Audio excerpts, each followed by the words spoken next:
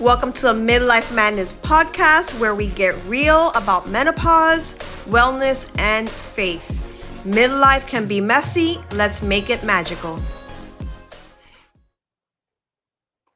Welcome back to Midlife Madness, where we talk about crazy menopause, faith, and wellness. And today's topic is something that is not fun, but it does happen. We just have to be honest with ourselves. Mood swings, aggression, being edgy. So I had this conversation with my best friend yesterday that triggered me to talk about this today. We're talking about how probably I am the most stable friend that she has, because we're all in our 50s and we all have a little crazy in us. And why is this happening? Like, do we all have a little crazy in us? And so we're talking about it's menopause. Some of us are still in perimenopause, some of us are in full-blown menopause, but she has a friend that is making like these really crazy decisions, and like really off, like decisions that like a logical person wouldn't do. And she's like, I've known this lady since high school, so you can imagine how long it's been. And it doesn't make sense of like why she's acting this way. And I'm like, it's her hormones. Like her hormones are out of whack, most likely. And she's going through menopause, and it is a thing, like edgy, erratic behavior, aggression, moody. And I don't know how many times in the last several months my husband has told me that I'm aggressive. And I'm like, I'm not aggressive. Like, I don't understand where this is coming from, because I don't feel like I'm being aggressive, but am I really being aggressive? It's so crazy, guys. Like, it's so crazy because you start asking yourself, like, am I really being aggressive? And sometimes, like, I don't really notice it that I'm operating that way. But other times I feel like I'm edgy.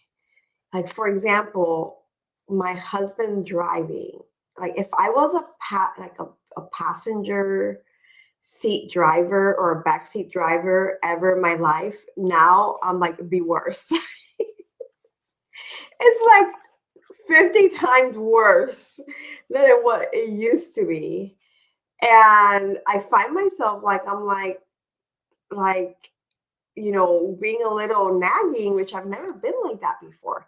That tells me that I need to go back to the doctor and adjust my HRT, because if you're doing hormone replacement therapy, there is times where you have to adjust the dosing. So when all these little side effects or symptoms or like outputs of perimenopause, because that's where I'm at. I'm in that stage. Starts showing up again, that's like a little sign that you need to go back and adjust your medication. So anyways, just as a reminder, I'm not a doctor. I'm a certified or master certified health coach. And I do share life experiences. I share stuff that has helped me, has helped my clients, has helped friends and family members. And I'm not trying to diagnose or treat anything, but I am just trying to share our stories. So hopefully it can help you. All right, so let's talk about why this happens. Why does this happen?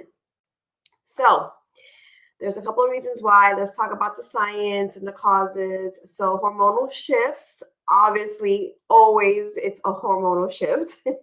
So when estrogen drops, it affects your serotonin and dopamine. So dopamine is our happy brain chemicals. So like when your serotonin and your dopamine is being affected, then obviously your mood changes. So that's one reason why. The second reason is progesterone declines. And when your progesterone declines, then there's like a less calming effect. So again, the culprits is hormones, right? Also like sleep disruption. So the last podcast we talked about sleep.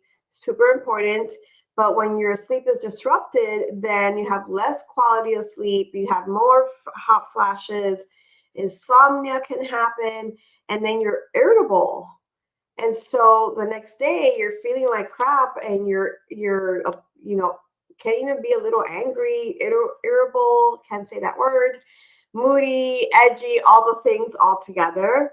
So then what happens is stress amplifies, like midlife pressures, aging parents, kids, careers, hormone roller coaster.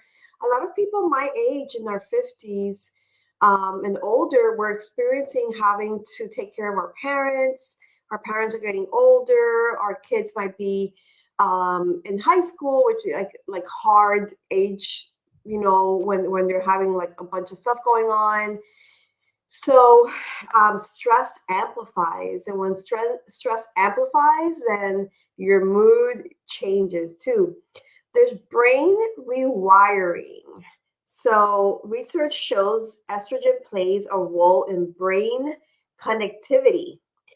It's like loss can feel like emotional turbulence. So there's like a disconnect can be a little bit in your brain when estrogen plays a role, that there's a dip. And so there's actually something that can happen in your brain that causes you to operate a certain way. So this is legit real, guys. Let me share some numbers with you. You guys know I'm a numbers girl, and I like to share statistics. So this is per the CDC.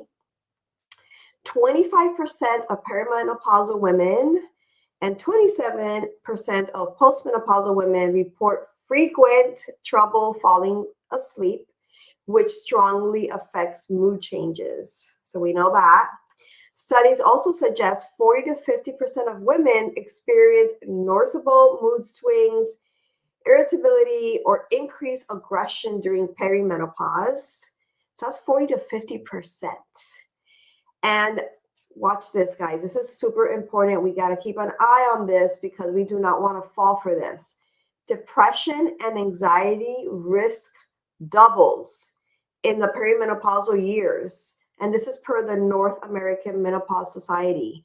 So we got to keep an eye on ourselves and make sure that we're not falling into the depression and anxiety, because that is something that can really, really affect us, obviously. And it can also affect our family members, our job, our careers. I mean, all the things. And it sometimes can be hard to pull ourselves out of that.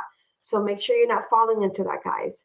So bottom line, you're not alone. You're not the crazy one. There are common physiological shifts that happen that causes this to happen, guys. So have any of you guys, like, can you comment and let me know if you're going through this? You're not alone. And I gotta tell you, like, I find myself having a little bit of, mood roller coasters, and I have to keep myself in check. Whew. Thank God I have an amazing husband that is patient with me. Okay, so what can we do to help it? Let's talk about what can we do. So obviously there's lifestyle and wellness adjustments that you can do. We always talk about wellness, right? Everything comes down to blood sugar. Like, what are you feeding your body? So balance your blood sugar, avoid spikes that worsen being irritable. What does that mean? That means that if you don't eat, and then all of a sudden you eat something that's high in sugar or high in carbs, you're going to spike your insulin levels, and that's going to affect your mood.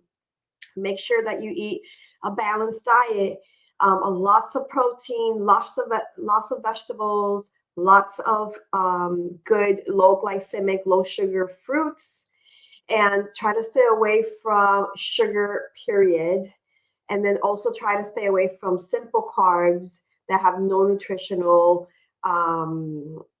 benefit. So like white sliced bread and white flour pastas and white rice. Try to go for carbs that are complex carbs, like your veggie complex carbs, and then also like carbs that have a lot of fiber and good nutritional panel for you. So, like for example, brown rice, sweet potato, no white potato, but sweet potato. You can also do like quinoas, any breads that are made out of good seeds and good um, fiber content in there. So switch it up, switch it up. Stay away from anything white flour. Okay, that everything that you put in your mouth and you eat affects you in one way or the other. And so that's like number one thing that you can do. Adjust your diet, guys. Exercise is proven to improve mood and regulates hormone. People ask me all the time, what exercise should I do? And I say the one that you're going to stay consistent. If you try to go do an exercise that you hate, the chances of you continuing to do it and staying consistent is zero. So do exercise that you are going to stay consistent. Now, there is a particular exercise that's the best for us women and men too, that during menopause is the best, which is strength training, resistance bands, muscle production exercise. Yes, that is number one for us. However, if you're not that girl and you're not going to stay consistent with that, then find something that you're going to stay consistent with. Okay.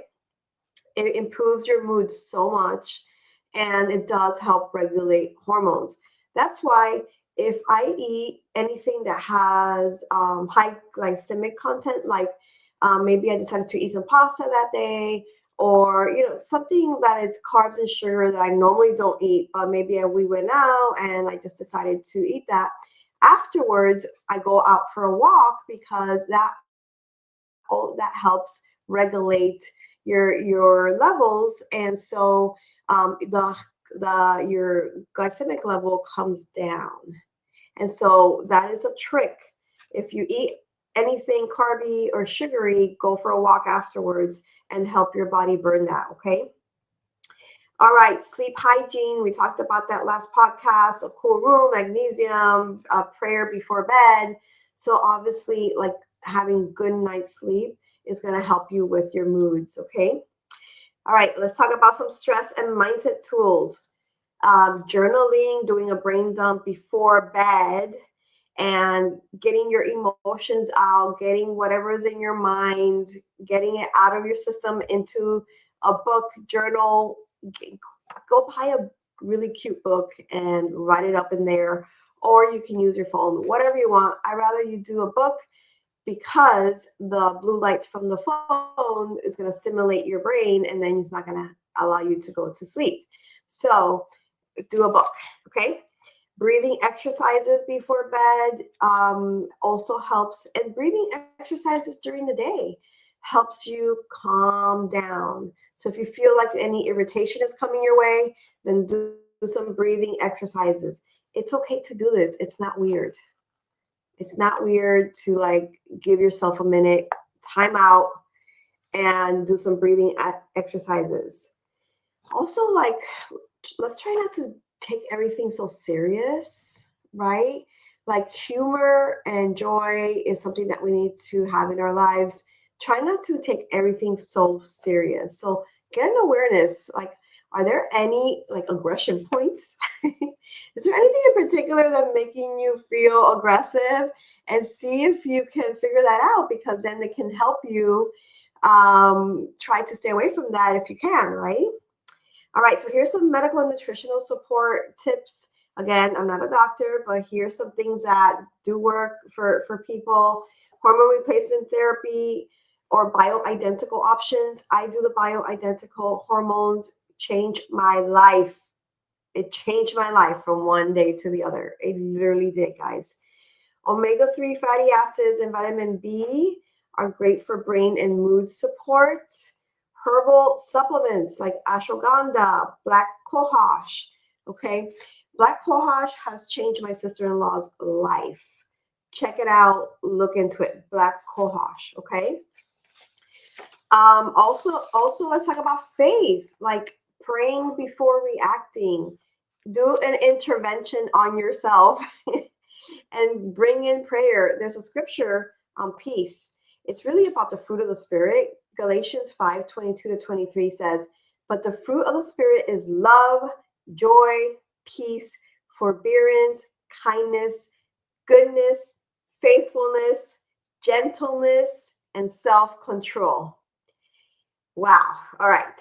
So, like, when you're going through perimenopause, menopause, all the pauses, and you're moody, edgy, and irritable, and all of these things, it's like the very opposite of love, joy, peace, patience, kindness, goodness, faithfulness, gentleness, and self control. Holy moly, it cannot be the very opposite. So, what do? Pray. Lord, help me. Help me with my mood swings. Help me with being aggressive.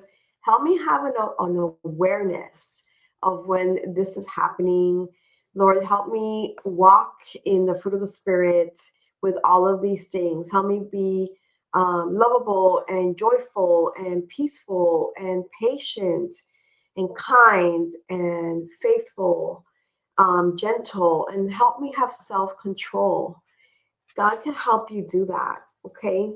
So add that to your prayer list, and ask God for help with these things. It does help. Even when our hormones betray us, God will not betray us. God does not leave us or forsake us. That is the truth. Also, encourage yourself or reframing in your head. So, like, when you have moments of being irritable, and I have a really hard time saying that word, it's the R's, it's my Spanish tongue, irritable, can become reminders to pause and reconnect with him. So, like, in the moment that you're feeling moody, aggressive, or any of these things, pause and just reframe you're thinking in your head, and look towards God. So I hope this is helpful for you. You're not alone. You're not going crazy. There's things that you can do about it. Hormones plus stress plus sleep can equal a mood roller coaster. We need to implement the tools, implement hope, implement your faith, implement your wellness tips so you can get off of this crazy midlife madness roller coaster that it's literally happens to 40 to 50% of us. So you're not broken, you're in transition, and God is still writing your story. So it's okay to be in transition, and it's okay to feel these things, but it's not okay to stay there because you don't have to. So just make sure that you are doing the things that is required for you to live a life of peace and joy, and love with your family, your friends, your coworkers, because I'm sure they're all feeling it and seeing it. So share this with somebody. If you have a sister, a friend, somebody that is also going through the same thing, then share this with them, because again, I was just having a conversation with my best friend yesterday, and she goes through it, her friends are going through it, my friends are going through it, and you don't have to go through it alone, and you don't have to stay there. Go through it, get off the roller coaster, do the things. Go check your hormones, go balance your hormones, do your whole sleep routine, stress reducers, eat well, guys, exercise, like all of these things matter. Okay. So, and you can say, I'm sorry. I've told my husband, I'm sorry. Sorry. I'm so sorry. Now, since I've been taking my bioidentical hormone, that is not a thing right now. But like I said, I started feeling like maybe there's a shift, so that means that I need to go adjust my hormones. But anyways, I hope this was helpful. We're going to continue talking about these topics, guys. Midlife madness has to do with menopause, perimenopause, postmenopause, I call them all the pauses, also wellness, and also faith, because your faith, no matter what your belief is, cling to your faith, because your faith can help you go through these things. Again, I hope this helped. Subscribe to the channel. Watch out. Every week we're going to post a new podcast on different topics. I'm a true believer providing tips so it can be life application. And my hope is that your life I'm hoping that you get tips that you can implement quickly. And so like you can feel the fruit of all of these things and you can live a life joyfully in this time, in this seasonal time of your life. All right, guys, subscribe again. I hope you enjoyed this podcast and I can't wait for next time. Comment, share. Till next time.